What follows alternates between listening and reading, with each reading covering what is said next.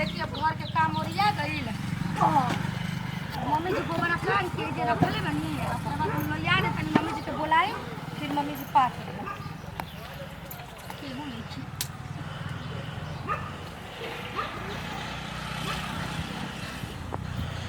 आई कौन मम्मी जी आके पानी डाल के चल गई नहीं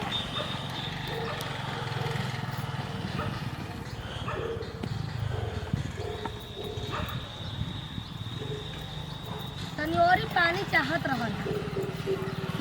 जल्दी ले लो यार यहाँ लोग के जिम्मा काम कौन बाटे बस सास को तो मिल के घरों के करा बहरियों के करा एगो बूढ़ी बाड़ी बेचारी करत रह तरी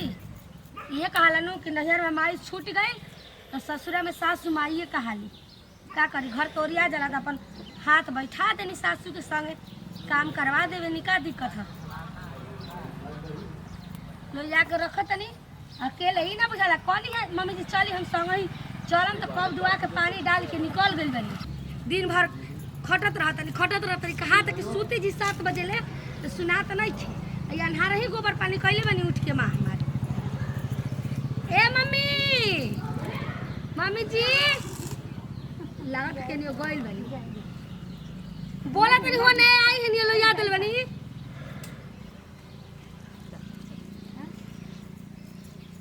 दामा के निपाथी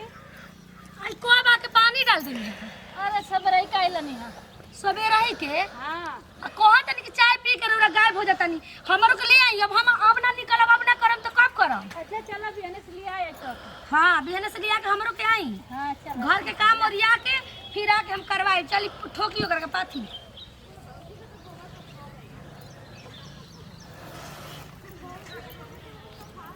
ए मम्मी जी हां बोला खाना में खा के आइने तो आधा काहे छोड़ देनी हां का खाना में काम करे के ना यही से देख लिया गेले रे तमाशा तो बेटा घूम के करे भौजी का तय तैलिए ठीक के लिए तो माई के काहे लेके काहे माई ये पहले आई रहनी है पहले मम्मी आई रहनी है माने तो से अगर अकेले कोनो काम ना होला हैं जब ले 4 जने के ना लेके ए मम्मी देख ली लड़े खतिया गलन ज्यादा दुलार कर ली ना बोले ली ना तो यही से सर पर मत चढ़ी समझ गई ना हम राखी फेंक के आवती खेती से देखे तो मार साथे लेके फटट कैले ही रे दादा जितनी तब बोलली उतनी काम करती तो बेसी काम करती समझाई को हली कहा था कि मम्मी आई रही अकेले कर मम्मी जी रवा ना पहले आई रही काहे हम सब रही काइलनी हां तो फिर हम आके काम करवा दी तो कौन गलत की बोलता नहीं बस हमारे के खाना बनेबी तो मम्मी जी आई खाना बने दी अलुआ काट दे अटवा सान दे दुआर झाड़े देबी तब तू हाउ झाड़ दा हम हाई झाड़ दे गोबर पाथे अच्छा माने जवन काम करबी तो अकेले ना लेके सब ए मम्मी जी देखी तो लड़त रहन हमरो से एको काहे नहीं काम करे अपने मन करे नहीं रवा हां हम अपन मन करला हमारा मत ना करब के करी हां तो डांटी मारी तब ले चल के घरवा कूटब ले चल के देख ले चल के ना घरवा कूटब ये तो तोरे आवला ये तो तोरे आवला खाली कूटब अरे तोरी मत ना कर हम आऊं होती ना तनी दे में तो तोके खुद काहे लइका माई के काहे लइके जब लइकी नहीं थे तो लइका माई के ना करला सा काहे ना रवा करेनी बस साथ ही हमरे बस का कहल बसाते धक लगा दे हम ज्यादा करते ना देखब मेहरा रुआई तब मम्मी के बाल झाड़ी आ टिकुली से नु करी कि गोड़ दबाई गोबरा जैसे मां का तो गोबरा मैं तो हूं मां का फिरे कैसन देख ली मम्मी देख ली सा कैले बनी नु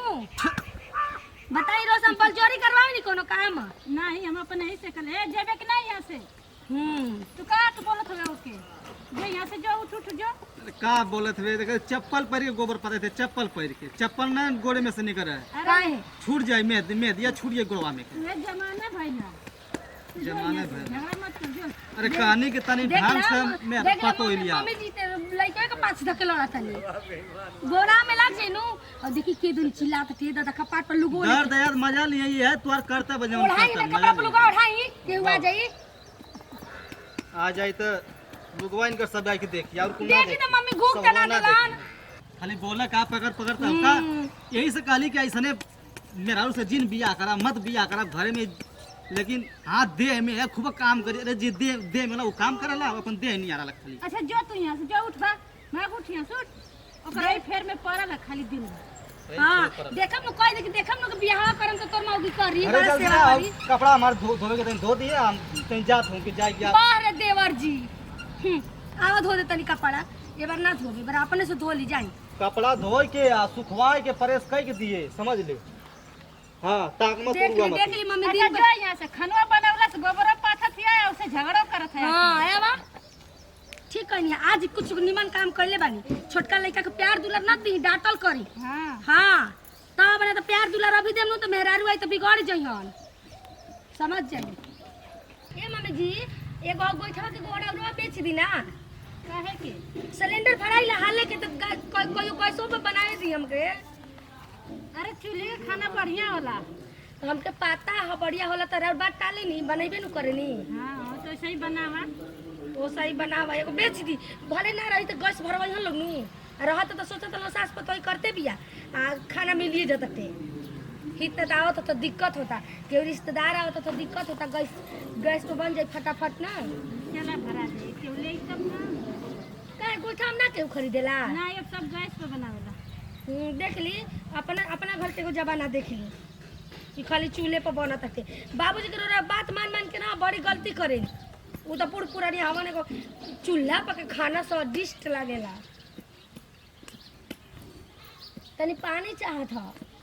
नहीं मला मला ठीक है सही है। अच्छा है। हाँ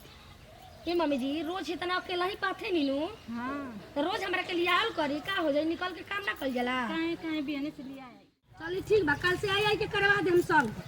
ठीक नु मम्मी। हाँ बिहने से ही तो के लिए के आई। करे ता कब आईली है? कब अकेले मम्मी जी काम करते रही मुँह तारी कब से इतना धूप कितना कड़ा धूप निकल बा हां कितना कड़ा धूप निकल बता के करवा दें तो का ये तेरे खाली बाहर घूम घूम के निकलने का बहाना है के यही तेरे खाली इकट्ठे बहाना कर दे। अरे आई नहीं है पाथत रहनी है पाथत देलो कि ता कौन सी आईली तब ले जन अब उ जमाना गइल अब घर में हमरा के मत रखी अकेले हमर सास करता रही सबके बेटी पतो करवाती के संगे तो का होगल करवा दें तो। अरे वाह ये तेरे खाली घूमले के बहाना खोजे ले रहती। हां बहाना खुद बाबूजी हुनका के देख घूम चलता रहे अब कहां ले ले रे का? मम्मी चलो चलो चलो देखिए अगला घूम के पड़वा के पूछी कहां गइल पूछी कहां गइल रख दे तुम बेचे आई आके अपने मन में गोबर पाथत है के काला गोबर पाथत के ए तो गोबर लग मतलब में गोबर ना का पत देना का तनी करी पूछू ना करियन पूछी कि तू कहां गइल सब भोरे से कहां को ने तो अपने ले बस हमेशा बाबू से डरात रहता नहीं अब कोई ना कला छोड़िए हम हम बानी चल ना रही हम संग रहब इनके हम मर तैयार तो हो कहिया जइबे न होता ता क्या वो मैं कब जइबे? तैयार बनी हम एकदम खाली पैसा दो हमारे एकदम मुड़ते बनी हम पता तो नहीं तेरे करा सुना कर जाए घर जाए इधर उधर करता जाके उधर आ जाए के नहीं होता हुआ देखी माई से मांग ली हमारे से का मांगत नहीं का मांगे को तो दो पैसा हम देली बाबूजी द अरे सारी तोरा आदत एकदम तनिको ठीक ना खन में लगबे मेहरारू से पैसा मांगे खन में लगबे माई से पैसा मांगे लगे तो सबसे दुनिया भर से पैसा मांगे तो द का कर तो केंगे जाई बताओ पैसा में जरी बा एगो चरनी तो नहीं खे होता तो लइका पैसा सबसे मांगा चली लात नहीं खेला बच्चे कमाए जाए हाथ कहीं पैर कमाते में तब बात यही समझ जाए अभी मैं कुल खोल खोल के फेंक फेंक हाँ? दूं फिर तो का इतना कि केवल लाठी नहीं कि बस ई तुरंत राउर करनी से का कर बबुआ कमा के विकलांग के पेंशन आवते बा खा चाटा घूम अरे तुम्हारे बापू अरे से का कोई करी रे तेरे दे दे के तब तोर बाप मातारी कितना तोरा देला बाप विकलांग को के जग जीत ले ले बा ए भौजी चल खाना दे हमके बड़ी भूख लगी है। ए चल माई औसत तारी बताई तो माई हसत तले माई के पाथे दे तू चल तो रहने ये सर तक करवाओ तावा लोगन यही तरी तू सीधा सीधा बताओ तो देबो हम अच्छा ही का ले ले रे हमने का ले क्या होते मैदान कितना के चाइन करते हैं जाई नहीं से वो जाई खाली खाता दूर फेंको तो एक जाई सब लोग जाई हम काम का क्या होता है जाई जल्दी खाना दे दे अब तले चल वाली खाई गोबर वाला चलता है उठा मत उला हमारे पैसा उसे दिवा हम जाए चला जब देखा तब का चाइना लोगन कर तला का पैसा दिलाई जी तौने दिमाग का तोनो न हो गलबा दिवा कर ये खो सरम कराता तो लोगन चल घरे चल चल के दे ए मम्मी जी कल 100 रुपया दे रही हूं दे देंगे के 100 रुपए से कम ना होई दे दे रहोगे तो मन बहकले बन दे दे कल के अरे ऐसा माई चल दियो लोग खोजला पर ना मिल रे तो अरे ऐसे माई वही के सुख करता वही माई के सीधा साधा तो रौरो उठावत नहीं फायदा और बाबू उठावत नहीं चली रुक खई जाए का ढंग से करके चल तनी आज तेरी सब तनी चल अपन काम नीचे कर कर चल आ ये खूब हे भगवान जी जा भगवान पूरा इज्जत ले ले बड़ू नमस्कार प्रणाम, हम राधा श्रीवास्तव सब भोजपुरिया समाज के तहे दिल से गोड़ छू के गोड़ लगतनी। आ देखी ऐसा ना होला कि सास बहरी करते करते मरे आ पतोई घर में रहे। आजकल के जुग जमाना बाकी मने घर में रह हिंका से बतियाओ चला कपड़ पढ़ाई जी